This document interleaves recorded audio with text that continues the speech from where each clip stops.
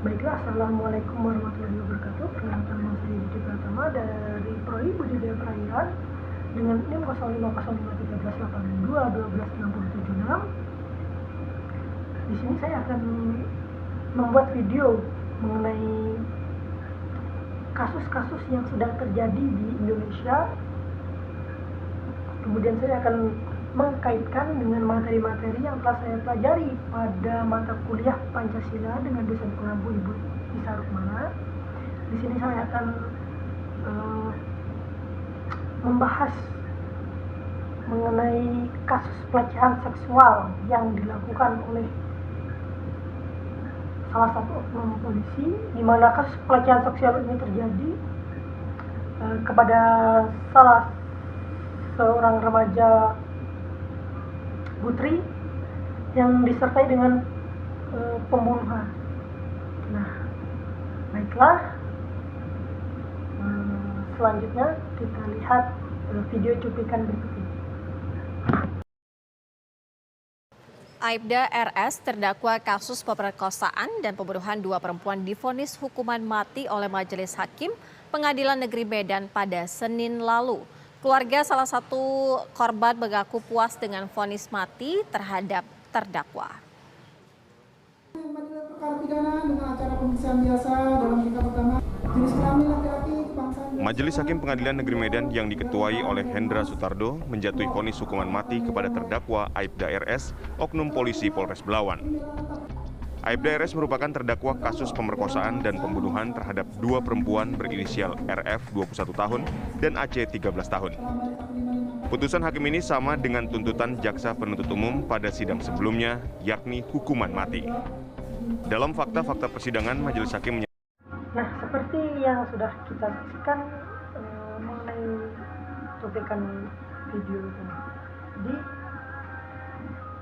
kasus pelecehan itu merupakan suatu hal yang sangat menjijikan dan memalukan, di mana hal tersebut sangat berbanding terbalik dengan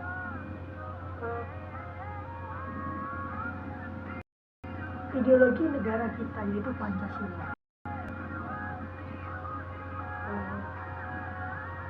Terutama itu terdapat pada sila kedua yang berbunyi itu kemanusiaan yang adil dan beradab.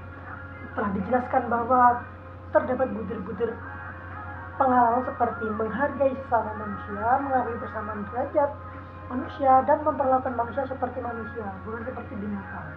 Pelecehan ini terjadi karena banyak faktor, seperti adanya kesempatan yang dimanfaatkan oleh pelaku pelecehan untuk melancarkan aksinya.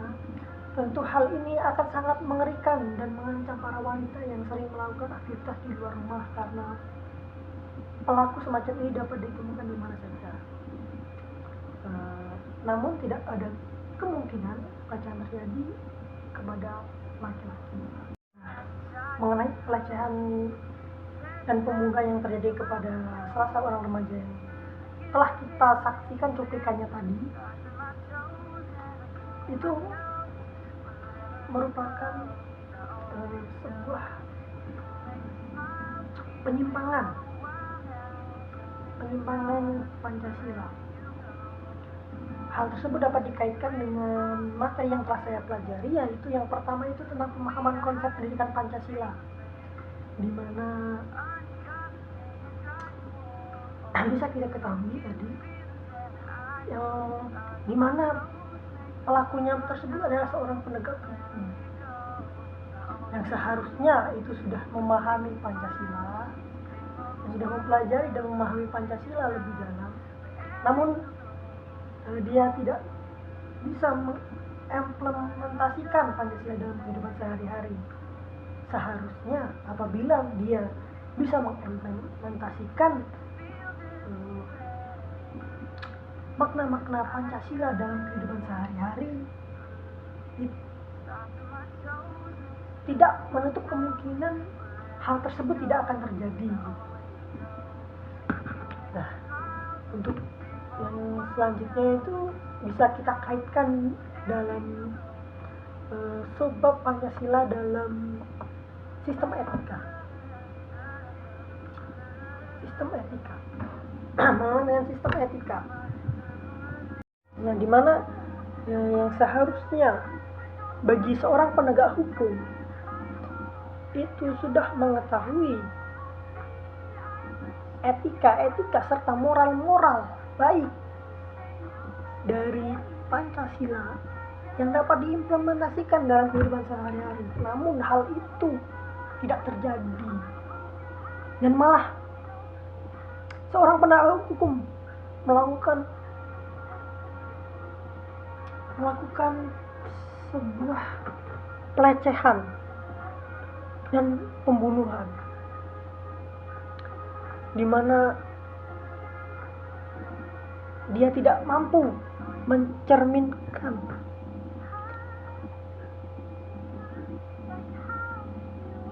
diri dia yang seharusnya itu mengayomi, memberikan contoh yang baik terhadap masyarakat mengenai bagaimana mengimplementasikan Pancasila itu dalam kehidupan sehari-hari. Lebih lagi,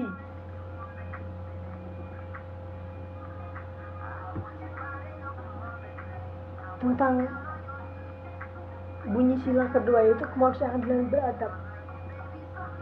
Makna-makna yang terkandung dalam sila kedua itu sangatlah penting serta luas maknanya bagi kehidupan sehari-hari, seperti pengamalannya yaitu menghargai sesama manusia, terus mengakui persamaan derajat, terus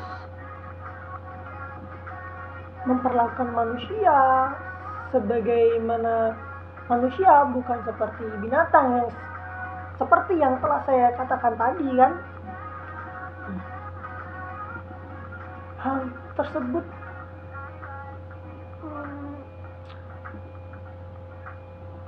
bisa saja menjadi moral-moral yang baik apabila diimplementasikan dengan benar gitu, dalam kehidupan diterapkan. Nah, mungkin itu saja dari materi yang ketiga. Terus materi yang selanjutnya yaitu tentang memahami Pancasila dalam ketatanegaraan. Nah, di mana bisa kita lihat sendiri Pancasila itu kan merupakan ideologi. Nah, setelah ideologi itu ada hukum, yaitu tentang hukum tertinggi di Indonesia, yaitu Undang-Undang Dasar 1945. Yang tadi kan kasusnya tadi kan pelakunya adalah seorang polisi yang seharusnya itu kan menegakkan hukum, namun malah melanggar hukum itu sendiri. Hal tersebut sangatlah memalukan, keji, serta menjijikkan kan.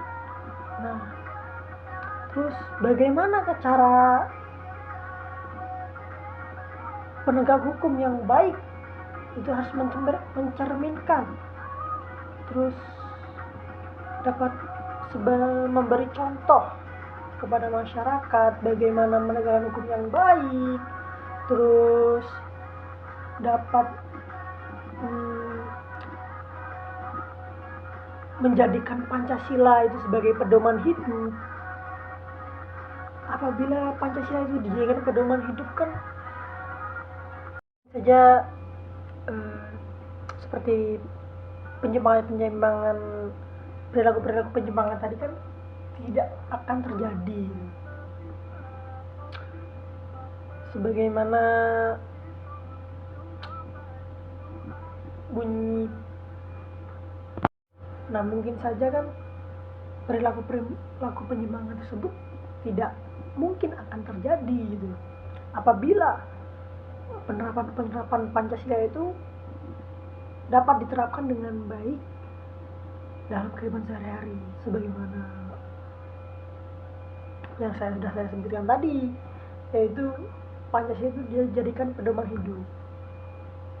mengamalkan nilai-nilai Pancasila seperti yang sila pertama itu kan ketuhanan yang Maha Esa, itu harus membekali diri dengan pengetahuan agama yang mungkin saja kita apabila belajar agama akan selalu mengingat Tuhan kita. Mungkin kita akan merasa malu ketika bahwa Tuhan itu selalu mengawasi kita, selalu melihat kita. Mungkin kita akan merasa malu untuk melakukan sebuah tindakan-tindakan pelecehan, tindakan-tindakan menyimpang lainnya gitu. Terus membekali diri dengan pengetahuan terkait dengan sila-sila lainnya, yaitu yang seperti yang sila kedua tadi. Bagaimana cara kita menghargai manusia, bagaimana kita mengakui persamaan derajat manusia. Mungkin kita akan lebih menghargai seorang wanita, seorang remaja, ya tidak hanya wanita, laki-laki pun bisa kita hargai gitu, hak-hak mereka. Nah, mungkin itu saja yang dapat saya sampaikan. Adapun salah kata dan perilaku saya yang kurang berkenan, saya mohon maaf. Kepada Allah saya mohon ampun. Wassalamualaikum warahmatullahi wabarakatuh.